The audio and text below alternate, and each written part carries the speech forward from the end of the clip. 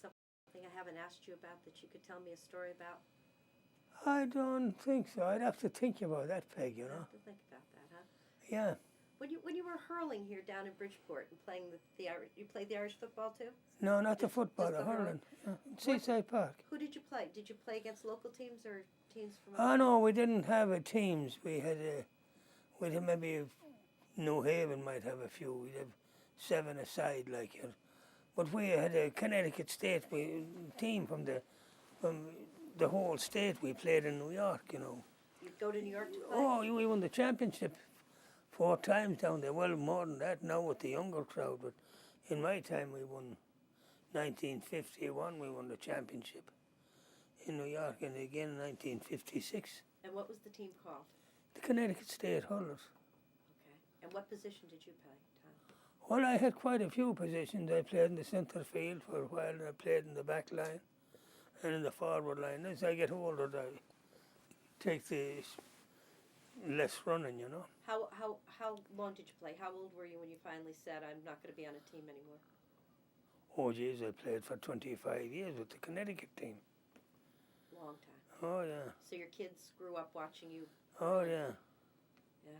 So was that like a family outing that you would? Well, I'll tell you, the game of hurling, see, like I said here, you'd have to, like the American kids, when you see the kid going to school with a football under his arm, that becomes a national pastime, which it is here, you know. But the hurling. But yeah, we go down to Gaelic Park every Sunday. Exactly, every Sunday Gaelic Park was Ireland away from Ireland, believe it or not. You met them all, people from home with you and everything. I got a great. I don't owe nothing to Gaelic Park, I'll tell you that much. Or I do, rather, you know. Did you ever I get liked interested in the American sports? Like, did you have a baseball team or a football? No, I didn't. I never. Well, there was a lot of Gaelic football and hurling here. That's why I didn't get into the American stuff, you know. I think that in Ireland, I've noticed anyway, that it's really, we say that we have a national sport. I don't think we do. Not in Ireland, the world stops on Sundays. Oh, yeah. I mean, truly, you plan your meals around it and everything, to the games. Oh, yeah. But it all has changed, Peg, you know, like, they got modern and with everything, you know. We were just talking about that today, you know. Did you ever go to Crow Park? Oh, yeah. Yeah. It's quite a place, too. And if you didn't get a good seat, you might as well stay home, too. It was a pain in the neck, you know, to get a good view of it, like, you know. So did you go to, like, the finals in Crow Yeah. Park? Yeah. What did you see? Who did you see play? I seen Galway and Kilkenny playing. Jesus, that was 1979, I think. It was the last time I was there. And who won? Kilkenny, of course. Oh, Oh, yeah, they always had a better team. did they? They had a solid team, you know. Tell me something about hurling. It's a national sport, but those people aren't paid to play. Like, they get millions of dollars. That's right. It's a national sport. They don't. Nobody gets a. It's a. How would I pronounce it? Love of the game. More so than anything else. So their employers pay them a regular salary and give them the time off to go and. Oh, that wasn't that easy No? at times. Oh no. Now they do, I think. But in my time they didn't. You went on your own, took the time off. That's if you got the time off. Must have been difficult. Oh yes, it was. You know, like people that couldn't afford to take time off from their jobs. You know, that had families and they needed the money. Yeah. But that was now I'm talking about the big games, like, you know. Joanne, do you have another favorite poem your dad does that you'd ask him to recite for me? If he can remember it now, I love Mick Moran's Feile. Oh, geez, I don't remember it, Joanne, tell you the truth. I hate starting that. Like, I knew the other one off by heart. And What about the Titanic? Or no, The Face on the Barroom Floor. oh, geez, that one.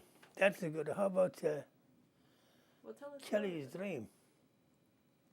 that one. How about We the come back and do it. How about the Isle of Man? Do that one then. You got a million of them. Whatever one you want to do, you do. Ah, you wouldn't want to hear I the. do want to hear it. I wouldn't ask you if I didn't want to hear it. But you're putting it on the thing there. Six Take your time. I may get a drink of water. There's a little island off the coast of Ireland. It's called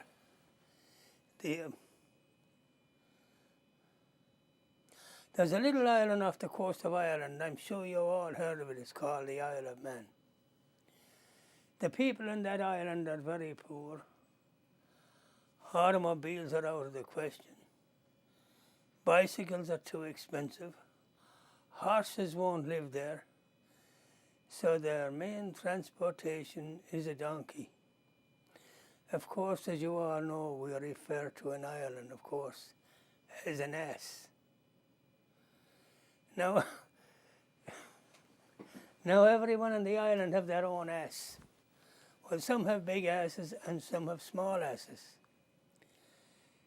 And on the other hand, some of them have very pretty asses. You take the minister's wife, for instance, well, she has a big ass. And on the other hand, the minister's daughter, she has a very pretty ass. And they all go to church on Sunday, naturally to expect, well, sitting on their ass. On this particular Sunday, the pastor had to leave right after the service. And he tied his beast to the wall right under the church window. And right in the middle of the service, well, glory be to God, a fire broke out. And everyone ran to save their ass. So the pastor ran and he jumped out the window. Instead of landing in his ass, he landed in a hole in the ground. And now all the neighbours are going around saying, even our own pastor don't know his own ass from a hole in the ground. You know, I'm ashamed of saying that story. huh? I'm ashamed of saying that story. Oh, does it? That is very good. And now that wasn't one you learned in school. You can't tell me that. I learned, do you know where I learned that? I learned that from a guy down in Stanford in the stage, and I only heard it the one time, and I liked it so much that I could memorize it after he said. Do you do a song? Do you sing a song? Oh, no, not much. You were never a singer? I used to sing, oh, yeah. But you wouldn't want to hear me sing. Like I said, I got this, what do you call it? Asbestos. Whatever it is. But that, what you call it, they had a play here. Weren't you in a play? The Face on the Barroom Floor? Yeah, I did, yeah. That was a great play. That's a great story, you know. That is a good story. Can you do that one? That's a good poem. Summer's evening. Okay, wait. again. Hold on. Okay. Now? It was a balmy summer's evening, and a goodly crowd was there, which very near filled Joe's barroom at the corner of the square. As for song and witty stories came through the open door, a vagabond crept slowly in and posed upon the floor. Where did he come from, someone said, the wind has blown him in, and what does he want, another cried, some whiskey, rum or gin. Say, Toby, sick him if your stomach is equal to the work. I wouldn't touch him with a fork, he's as filthy as a Turk. This bandage the poor wretched took with stoical good grace. In fact, he smiled as though he struck the proper place. Give me a drink, that's what I want. I'm out of funds, you know, for an I had cash to treat the gang. This hand was never slow. Thanks, that braced me nicely. God bless you, one and all. Whene'er I'll pass this good saloon, I'll make another call. As I told you, once I was a man of muscle, fame, and strength, and but for a blunder I would have made considerable wealth. I was a painter, not one of those who daub and brick or wood, but an artist, and for my age I was rated pretty good.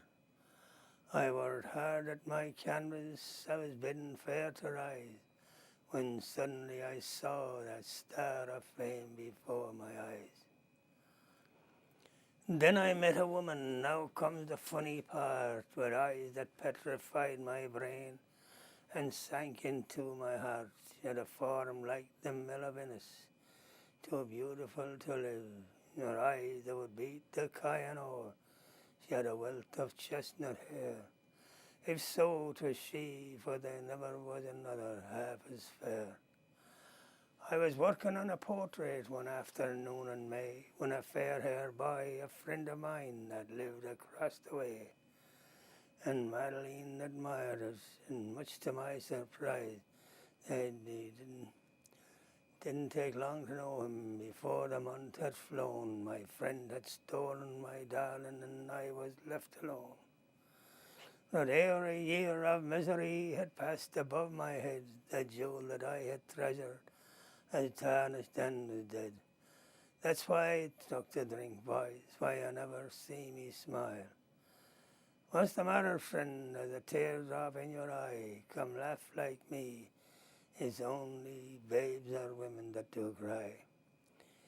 Give me another whiskey and I will be glad. I'll draw right here a picture of the face that drove me mad. With another whiskey and with chalk in hand, this vagabond began to sketch the face that well might buy the soul of any man. And as he placed another lock upon that shapely head, with a fearful shrink he leaped and fell across the picture dead. Now you got it. How was that, Peg? It's amazing. It's great. It's right. Absolutely. That's the face in the barroom floor. And you know something now? That's something else too, how you could pick up something. I heard that twice. And it was Tom Sherwin I had reciting that, Paddy Sherwin's brother. Yes, yes. Jesus, I had 3/4 of it off by the time he was finished with it. You must have a really fast At memory that for time I had for something I had took a liking to. Well, that was only one of the other one. I don't know if there was any other one. I'd have to think about them, you know. You were part of the original people that started this club, weren't you, Tom? Yeah, I was one of the founding members. Right. And where did you used to meet when you first started? That was a good question too, you know. This is in Stevie Cotkin's house. I think he lived in Parrot Avenue at the time, you know. Mm-hmm. But then it started to grow and grow. People came into it, you know. When did you decide to try to find a place to meet rather than somebody's house? Oh, well, geez, that was in 1951, I think. We had a place down in Fairfield Avenue. Up on the third floor. The building used to rock when they'd be dancing. Over the jizz, you could, if you didn't get drunk, you'd be drunk by the time you were leaving it. It was quite a place. And then we moved from there to Gutzel Street. The man that made our club, believe it or not, was Bud Keane. If you know, you haven't heard us talking about Bud Keane. Mm-hmm. Jeez, we had sold beer and whiskey down there without a permit or anything. Wow. And got away with it, everybody, at that particular time. Yeah. Even the cops used to go in there and have a few. Yeah. Well, the cops probably went in and had a few while they were on duty, too. Yeah. In those days, it didn't matter. And the police station was down the street. Yeah. And there was something happened anyway. Then it was a big Gaelic American club, you know. Yeah. And they didn't even know what was at, and it beside the police station. Must have been a very quiet group in there. Oh, there were. No, we had a couple of little fights there, but they're nothing, you know, barroom brawls. And there were feshes then, weren't there? Yeah, that's where they started out from, you know. Yeah. I remember you used to take the whole weekend off to set up and to break down the stages Oh, for the Pat fashions. Flaherty. No, you. Oh, yeah. The feshes. Well, I had the old truck, you know, and I used to haul it in and out, you know. Where were the feshes held? In the university, Fairfield University. Yeah. Yeah. And they were 2-day event? They went out for 2 days? They were 3 days, actually. It started on Friday evening and Saturday and Sunday. How do they compare to the festival we have now? Is it anywhere near the Well, same? it's like everything else, Peg, you know, the youngest, they had the dancing, you know. The kids were dancing. Yeah. And you see, that was the big thing. All the mothers and fathers was interested in it because their kids was involved in it. But when the kids grew out of it, then it kind of faded out. The same way with our festival, that's going to fade away too, you know. You always had the hurling games at the festival. Oh, we used to have the hurling and football games at the festival, you They're know. hoping to bring that back this year. Hmm? They're hoping to bring back No, the they will games not. this They year. won't. It's hard to get the teams now, you know, because There was one thing, we had the Connecticut State hurling team, and the football, it was kind of hard because the players were from different towns, you know, and it's hard to, it wasn't that easy to get them, you know. That's important, isn't it, that the young people... Oh, yeah, if they get involved in it. See, it's like any club, if you don't get the youth into it, like here right now, if you don't get the youth into it, it will fade away. Slows down, yeah. Oh, yeah. And your generation, when you started it, there were so many families, and then it Yeah, got smaller. exactly. When the kids grow up, like my own kids, Joanne, but the only one that comes here, you know what I mean, on a regular basis, let's put it that way, you know. Because of the dance. On account of the dancing, you see, but when, and they don't support that great either, you know, here, which they should, like, you know. If you want to keep something going, you know, I hate like hell to see anything happening to it. Well, we have the Wednesday night music, we have Monday night music. So. Oh yeah, but if the young crowd is interested in it, it will flourish. Yeah, that's the important thing. Did you become a citizen of the United States? Oh yes, I sure did. We were just talking about that the other day. You're talking about Bush, the president.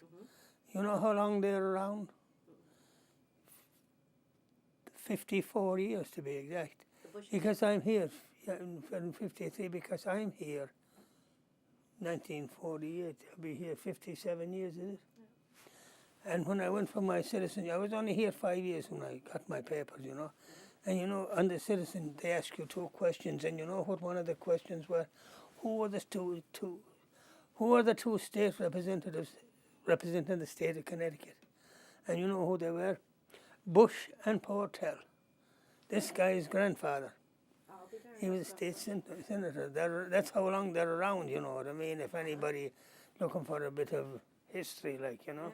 Yeah. Oh, yeah. And where did you go to become a citizen? Where did you have to Did go? go down the courthouse.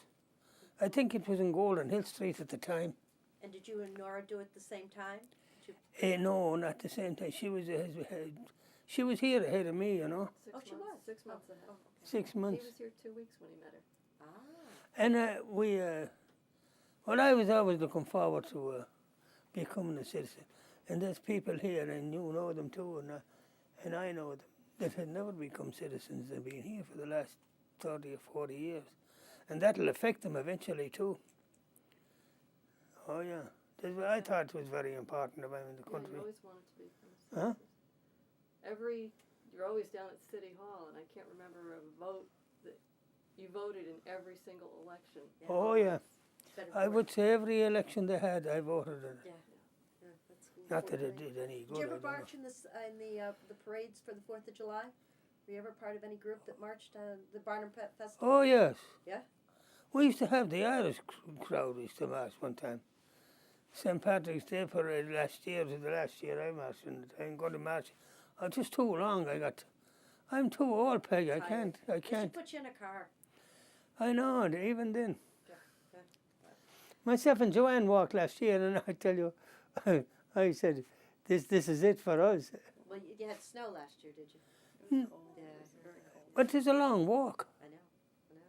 The only thing is you're walking with somebody, you're shooting